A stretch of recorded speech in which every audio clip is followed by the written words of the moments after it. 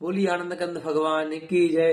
तो इस प्रकार श्री गर्गाचार्य जी महाराज ने भगवान श्री कृष्ण जी और श्री बलराम जी दोनों के नामकरण संस्कार किए हैं और नंद बाबा से कहा कि हे राजन से अब आप अपने दोनों बच्चों की रक्षा करना, क्योंकि तुम्हारे बालक स्वयं नारायण के ही अवतार हैं साक्षात। इस प्रकार बतला करके और गुरु गर्गाचार्य जी अपने आश्रम को चले जाते हैं। तो इधर नंद बाबा बड़े धूमधाम के साथ अपने बच्चों के साथ खेल रहे हैं। श्री सुखदेव जी कह रहे हैं राजा परीक्षित, धीरे धीरे भगवान और बलराम दोनों घुटनों के भर चलने लगे हैं। घुटनों के भर चलते हुए आनंद के साथ किलकारी मारते हुए पूरे आंगन के चौबारों में सब जगह घूमते हैं। और कभी कभी कोई अनजान आता है उसके पीछे चले जाते हैं, लेकिन देखते हैं कि ये तो कोई नया कोई पुराना है, कोई हमारा नहीं है, तो लौट आते हैं और आनंद के साथ मस्ती के साथ झूमते हुए और अपने माता पिता के आगे आंगन में खेलते हैं और आनंद के साथ झूम रहे हैं।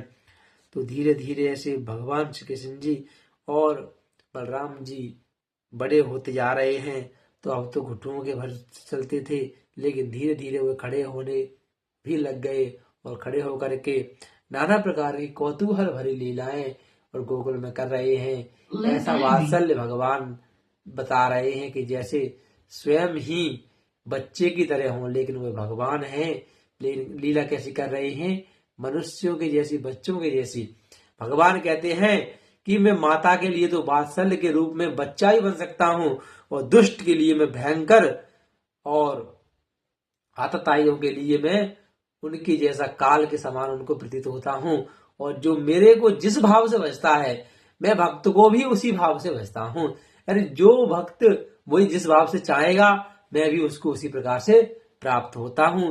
ऐसे ही माँ यशोदा ने अपने प्रभु को वात्सल्य के रूप में भक्ति की थी, तो भगवान ने कहा ठीक है मैं तुम्हारा बच्चा भी बनूंगा।